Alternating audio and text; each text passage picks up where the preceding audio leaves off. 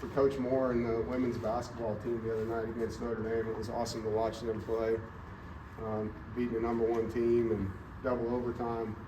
So shout out to the women's basketball team and Coach Moore. That was awesome.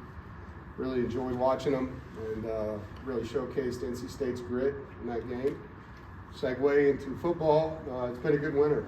You know, you come in January. We started right away. January 6th, we started back, and different edge about this group. I think anytime you go through a tough season, the returners have a different mentality.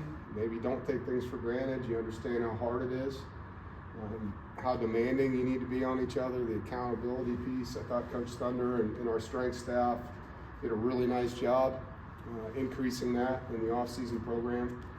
And there was a lot of good leadership learned and a lot to prove for me, for our staff, for the players. So exciting time going through the winter program today. Obviously we're not in pads yet, but it was fun to see the new coaches coach for me. It's great to be out here, beautiful day weather-wise, and see Coach Elliott and Coach Warren, Coach Moore, Coach Shaw, Coach Locklear, see these guys in different roles. Obviously some of them are new to our staff, some of them are elevated and doing really good things on the field. A lot of learning, and a lot of things we got to do better, obviously.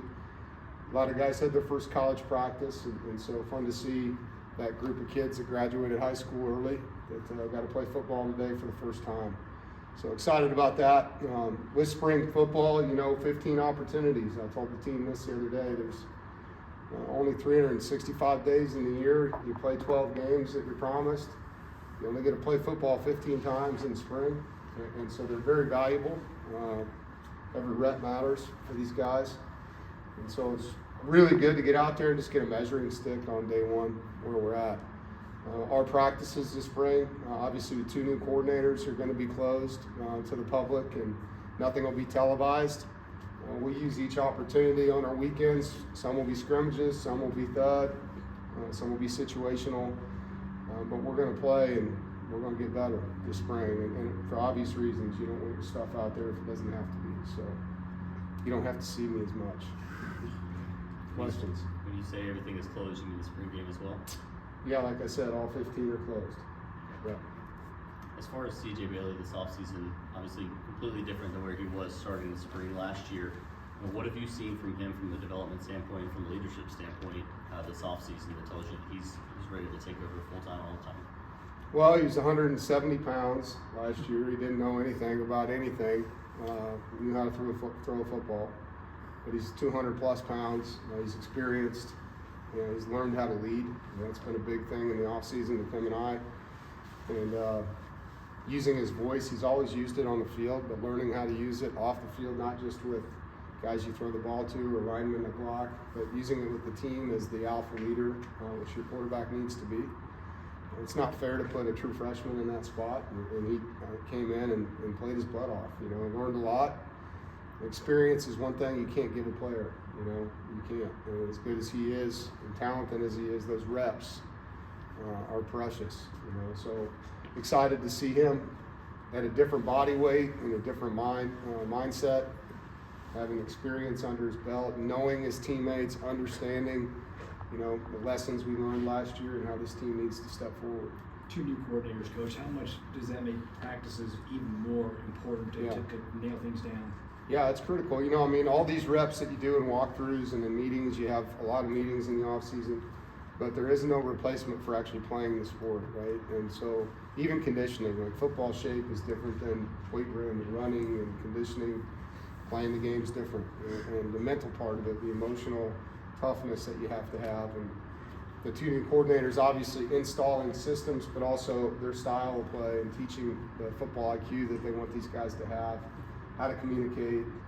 The fundamentals is really a big thing. You know, there's different words probably than this coach uses this word and the other coach used that word. They might mean, you know, Spanish and French. It's the same word in English, right? But you got to learn new things as a player, and I think that's great. You know, I tell them all the time, you know, if you're fortunate enough to play in the NFL, they have a lot of turnover in the NFL. I mean, they get new assistant coaches. I think I was talking to Chubb last year. He's had 5 D-line coaches in his career already. And so you have to learn how to adjust, and I think it's really good, for these guys to have that opportunity and to learn new things. Going off that, what was the process like for you in December to make a change at offensive coordinator? I just felt like as a group, we needed to be able to score more points, needed to play more unified football. I loved Coach and I loved working with him. He's a great man and did a lot for our program. It just felt like Kurt is a unifying force over there. I think he's and I like the fact that both of my coordinators have chips on their shoulders. One time they were both guys that were really hot in the business, and sometimes things happen and you got to work your way back up, and they want to prove themselves just like I do, our players do, and I like that about them. But I just felt like it was the right move at the right time for the team and for what we're trying to get done. Have you made any changes to how you approach spring, given revenue share and the ever-changing world of NIL?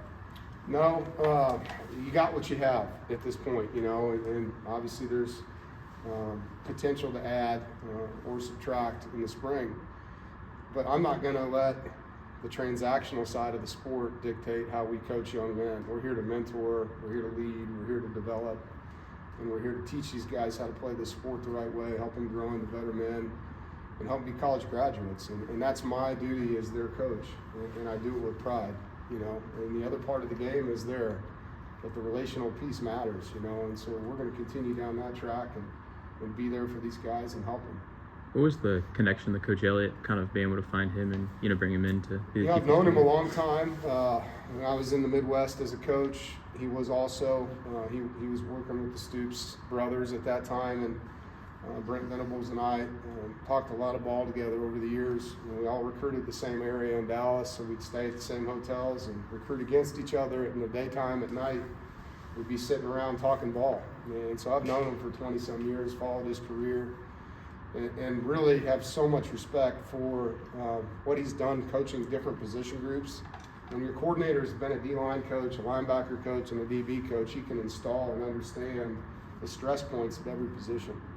And then being with Dave Doeren last year, who's one of the best, in my opinion, football coaches defensively around, and learning what he's learned from Dave. I've clinicked with Dave over the years, and then learning what he's picked up from the Eagles, I thought it was the right time to evolve, and bringing in a guy that has been in the 3-3-5, which he has, but has been in a 4-2-5, has been in a 3-4. He understands how to move the parts and translate. So it's just a really good fit, and there's a lot of trust there because of our relationship. Coach, I know it's only day one, but what does a successful spring look like in your eyes? The first thing is you want to be healthy at the end of it. You want your guys to come out healthy. Each day I want them to improve on little things. We call it our one more, but finding something in your game that you can take off the film or add to your film from day one to day two to day three. It's aggregate improvement. If there's 100 guys out there getting better at the end of 15 practices, that's a lot of improvement over the course of the spring. As a staff, it's installing your systems, it's figuring out who your top 22 on both sides of the ball and special teams units are. So you have a depth chart going into the summer. And again, this is just going into the summer. All this is going to be fluid for us until we get through fall camp. You had to restock the secondary last year and then once again this year.